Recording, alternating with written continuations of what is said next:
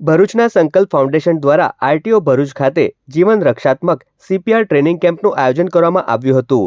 આ તાલીમ કેમ્પમાં અકસ્માત, પાણીમાં ડૂબી જવું, આગના ધુમાડાથી બેભાન થઈ જવું અથવા અન્ય કોઈ કારણસર વ્યક્તિ અચાનક બેભાન થઈ જાય ત્યારે એમ્બ્યુલન્સ પહોંચે તે પહેલાં કેવી રીતે તાત્કાલિક પ્રાથમિક સારવાર આપી વ્યક્તિનો જીવ બચાવી શકાય તે અંગેનું પ્રેક્ટિકલ માર્ગદર્શન આપવામાં આવ્યું હતું।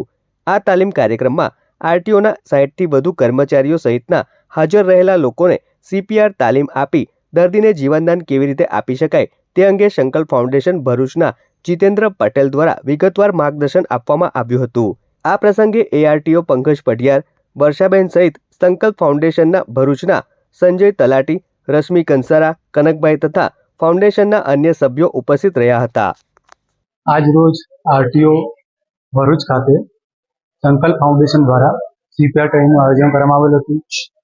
સીપીઆર ટ્રેનિંગ એટલે કે જે લોકોને ફેટલની અંદર કે બીજી કોઈ પણ રીતે બીમાર પડેલા હોય છે અને તેને શ્વાસ લેવામાં કે હૃદયની કોઈ તકલીફ હોય છે તેના માટે જનરલી આપણે સીપીઆર ટ્રેનિંગનો યુઝ કરતા હોઈએ છીએ।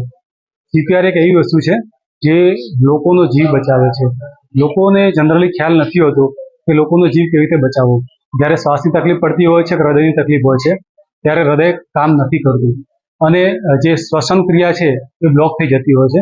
તો સીપીઆર ટ્રેનિંગ આપીએ તો સીપીઆર ટ્રેનિંગ આપવાથી જે આપણે પમ્પિંગ કરીએ છીએ હાર્ટ ઉપર, ત્યાંથી હાર્ટ પણ સ્ટાર્ટ થાય છે, બ્લડ પ્રેશર નોર્મલ થાય છે અને જે શ્વસન ક્રિયા છે એ આપમેળે શરૂ થાય છે। It is a one kind of the primary treatment, not fully medical treatment. જો આ રીતની તાલીમ દરેક નાગરિકને આપવામાં આવે તો જેનાથી લોકોનો લોક જાગૃતિ ફેલાય અને ક્યાંક આવા પ્રસંગો બનતા હોય છે જે ન બનવા જોઈએ પણ છતાં બી બનતા હોય છે, એવા પ્રસંગોમાં આપણે સારી ટ્રીટમેન્ટ આપી શકીએ અને લોકોનો જીવ બચાવી શકીએ એ માટેનો આપણો આશય હોય છે। તો સંકલ્પ ફાઉન્ડેશનનો હું આભાર માનું છું કે જે લોક જાગૃતિ માટે અહીંયા આવ્યા અને લોકોને જાગૃત કર્યા, એ બદલ થેન્ક યુ સો મચ।